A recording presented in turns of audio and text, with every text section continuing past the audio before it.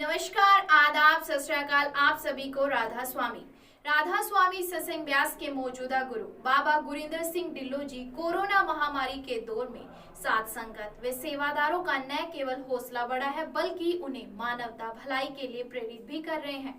ऐसे में जब सत्संग कार्यक्रम स्थगित किए गए हैं, बाबा जी ने ऑनलाइन आकर सत्संगियों को सहारा दिया है।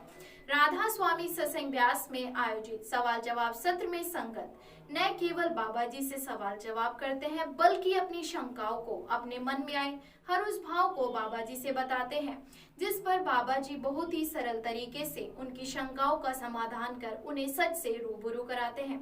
इस वीडियो में भी संगत और सेवादारों के संत मंत, सूफी परंपरा, निजी समस्याओं को लेकर व मन पर काबू करने को लेकर बाबा जी ने क्या जवाब दिया, देखिए।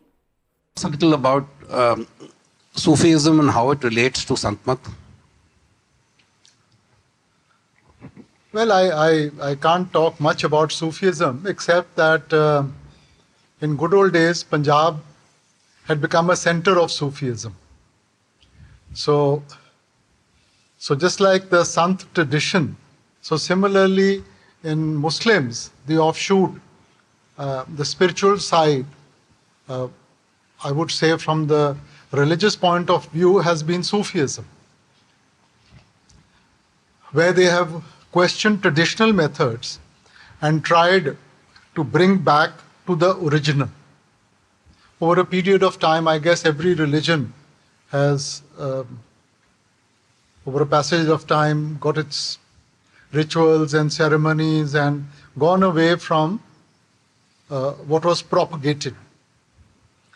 So mystics come, they try and question, they try and bring the real teachings forward, and that is what Sufism did to Islam.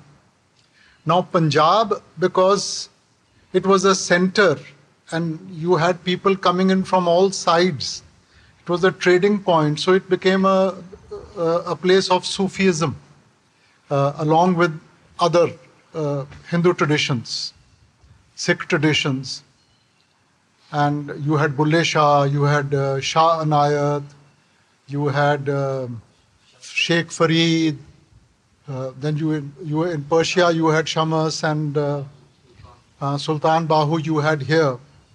So it was to bring the cultures together, where they drew from the strengths of each tradition and they tried to present it in the format of their own religion that they belong to. And so Sufism prospered a lot.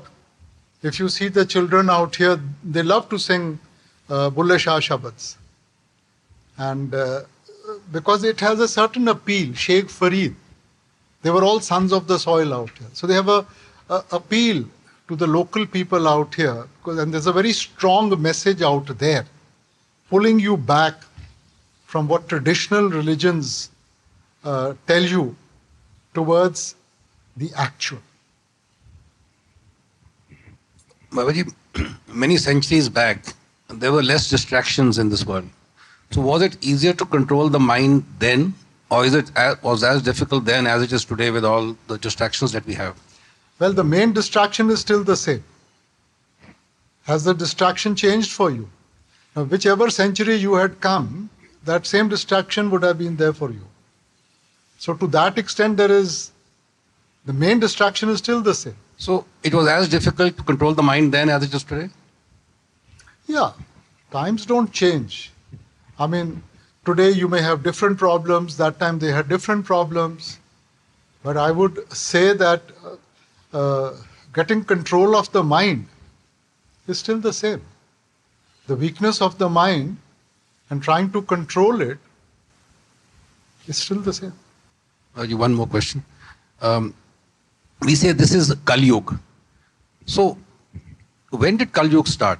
I mean, or was it many centuries back also we used to call that period Kali Yuga?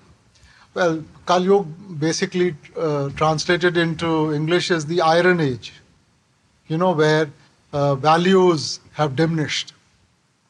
And so they call it Kali Yuga from that point of view. Now, when it started, that's all a matter of people's calculation. I don't think so anybody has an accurate calculation. Neither does anybody know when Satyug started, or Treta, or Dwapar, or all this. I mean, these are projections that different people have done for us. The main thing is that in this age we say that the values have diminished. We need to bring that back. And we need to get back to our real self and what we keep on talking about, self-realization, where we realize the truth rather than just have knowledge of the truth.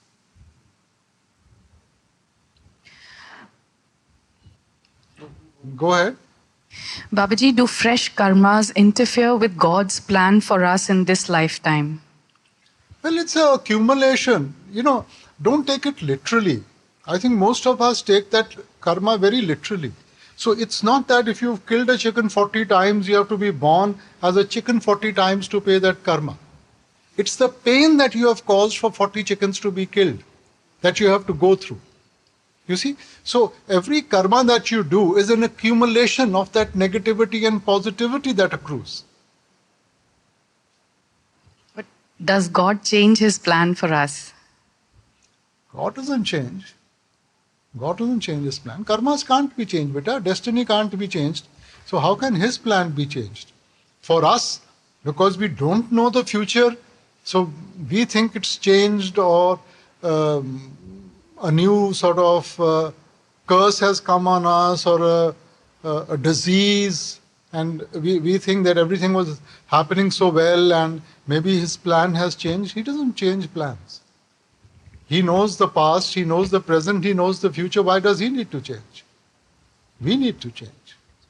Thank you, Babaji. बाबाजी, बानी में हम पढ़ते हैं, एक खिन तिस्पिन जीवना बिरथा जन्म जना, और फिर और काज तेरे किथे न काम, मिल साथ संगत भज केवल नाम. इसी तरह सुल्तान बाहू भी कहते हैं, जो दम गाफिल सो दम काफिर. नाउ अब अगर हम कहें हमेशा नाम को याद रखना है, तो फिर हम अपनी जिंदगी कैसे जी सकते हैं? नॉर्मल एवरीडे लाइफ, बच्चों से खेलना, काम पे जाना, बैलेंस कैसे करें? One is the ideal and the other is the practical. Now in life you don't have an ideal. You don't have ideal parents, you don't have ideal children, you don't have ideal circumstances. So on a practical level, we have to function, and that becomes an objective. So we have to work towards that objective. So what the mystics have told us is the objective. You keep that objective in front of you. That with every breath you should be remembering him. With every breath, with every step, you should be thanking him for what he has given to you. So that is the objective. You have to work towards that objective. No, but practically, how do I watch my favorite TV serial when I know that I have to be actually remembering God all the time? No, we talk about balance. Now we need to keep a certain balance. If you upset the balance, even if you go extreme in spirituality, there will be a reaction. So you have to first build up your strength. Now look at it. We all know how many calories we need in a day. So why don't we eat everything in the morning so that we don't have to waste time during the day? We don't have that kind of digestion. We won't be able to sort of hold that. So what do? We break it up. So we eat food in the morning, digest it, it gives us strength, we are able to function for 3-4 hours. Then we eat lunch. So similarly in life, what we are doing as we are going forward in life, we have to increase our digestion. We have to increase the ability to make sense, to cherish and appreciate what he's giving us. Without that, you can't handle it. So finally we have to remember him throughout the day. You have to try. We are in that process of seeking. We are in that process of trying. Where with every breath we should be remembering him. Now that is the objective. The child, he doesn't go to school and get a degree immediately. He has to go through various stages before he comes to that comprehension, he comes to that level where he can get the degree. So things don't happen overnight. Rome was not built in a day. So step by step, as you create that appreciation with you, as you have that level of digestion, then you keep on moving forward towards attaining that objective. So, in this step by step, do we mean that we will be giving up TV and we'll giving up movies and we'll be giving up all this stuff? You don't have to give up anything. You will just go beyond all this. You'll just go beyond this. As you proceed further in life, you will see many things will start becoming meaningless. Initially, everything had a certain meaning for you. But as you go forward, as you do your meditation and on the spiritual level, it takes on a total different meaning. So I won't say that you don't have to watch TV, but you will watch it from a totally different point of view. You know, it's like looking at a picture. Somebody appreciates the color, somebody appreciates the frame, somebody appreciates the picture. It's the same picture, but the level of appreciation keeps on changing. You read a book when you were young. You read it when you are in your teens. You read it when you are old. You get a total different meaning out of it. It's the same with life. Of course, it's a different thing that some people never mature. But for most of us, as we go forward in life, that maturity teaches us what is important. And there are certain things, they just get left behind. Then you start focusing on the reality and the essence rather than the meaningless things which surround you. Thank you, Vijay. आज का video आपको कैसा लगा, अपने विचार हमारे comment box में जरूर दें। इसके साथ ही राधा स्वामी सत्संग व्यास से जुड़ी हर अपडेट पाने के लिए हमारे चैनल को अभी सब्सक्राइब करें।